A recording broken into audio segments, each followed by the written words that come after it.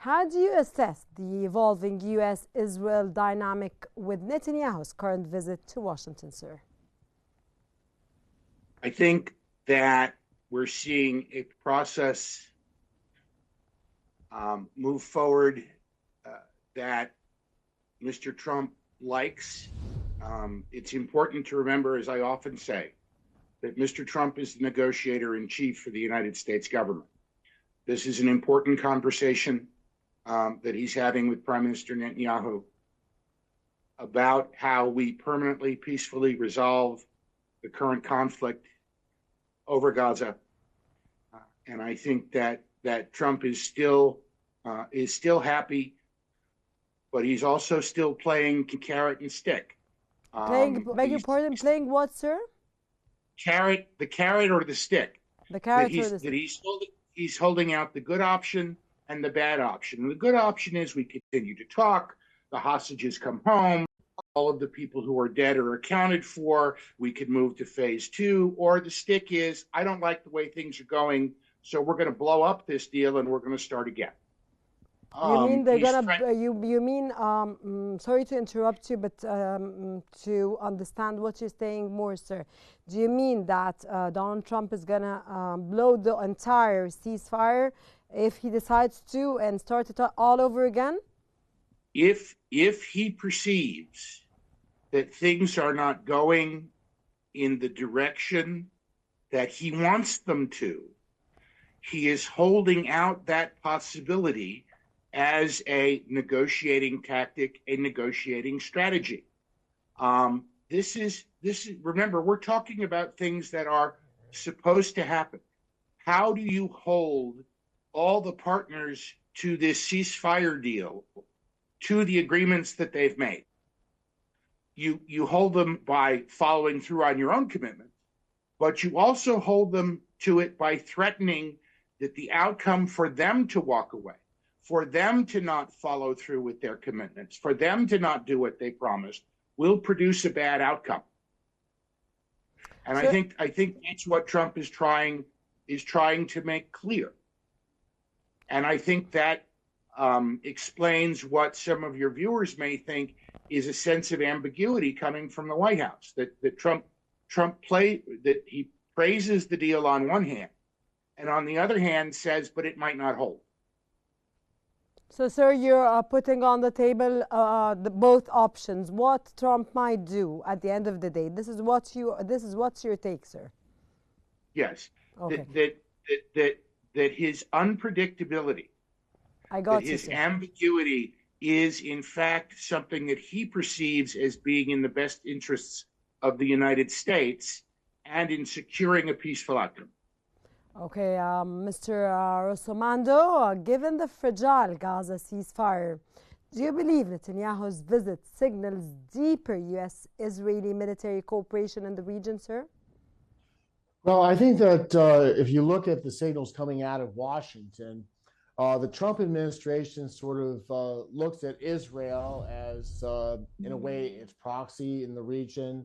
Everything from Secretary Hegseth talking about letting Israel rather, do whatever it needs to do when it comes to Iran, to President Trump finally okaying the delivery of 2,000-pound bombs to Israel. I think that we're probably see a more robust and closer relationship between Israel and the United States than we saw under the prior administration, in which former President Joe Biden sought to undercut Israel at every turn. Sir, how could you see it stronger than it used to be, from your own perspective? Well, I don't believe that Donald Trump is going to get in the way of Israel doing what it needs to do for its own security. Exactly, sir. Sir, go on, please. I do not believe that Donald Trump will do what former President Biden did by placing conditions on military aid, and that the administration will do whatever it can to let Netanyahu have a free rein to do what he thinks is in his national interest, to protect his country. The Trump administration, sir? Are you referring to the Trump administration now? Of course I am. I mean, I believe so that. You mean the Trump administration is going to facilitate even more military aid to Israel?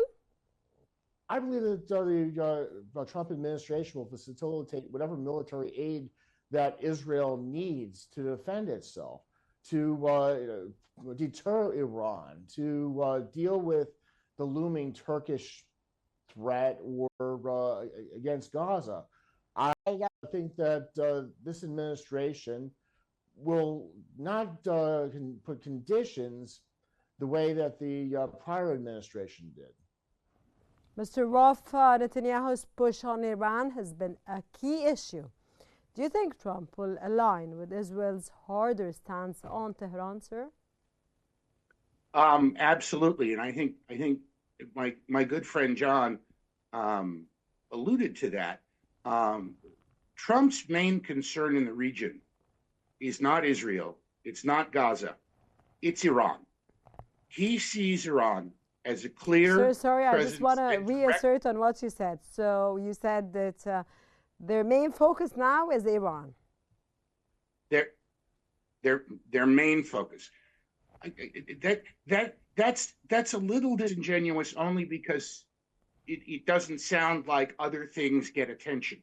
There are lots of things going on in the Middle East that are important, but the most important thing for the United States, globally and geostrategically, is Iran. Iran has been at war with the United States since 1979. The United States doesn't act like Iran is at war with us. Now, there are reasons for that. Sort of like the same reasons that you don't use a cannon to kill a cockroach.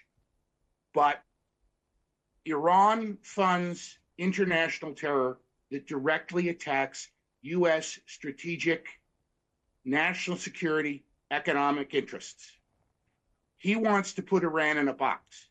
Ending the conflict in Gaza is important to focus everyone on getting Iran in that box, to use economic power rather than military action that will hopefully prompt an end to the terror-supporting regime in Iran. And that's what the Trump foreign policy team spends an awful lot of time thinking about and talking about. And so they want Gaza settled, not just because it's right to settle it, but because it's a distraction from the big challenge.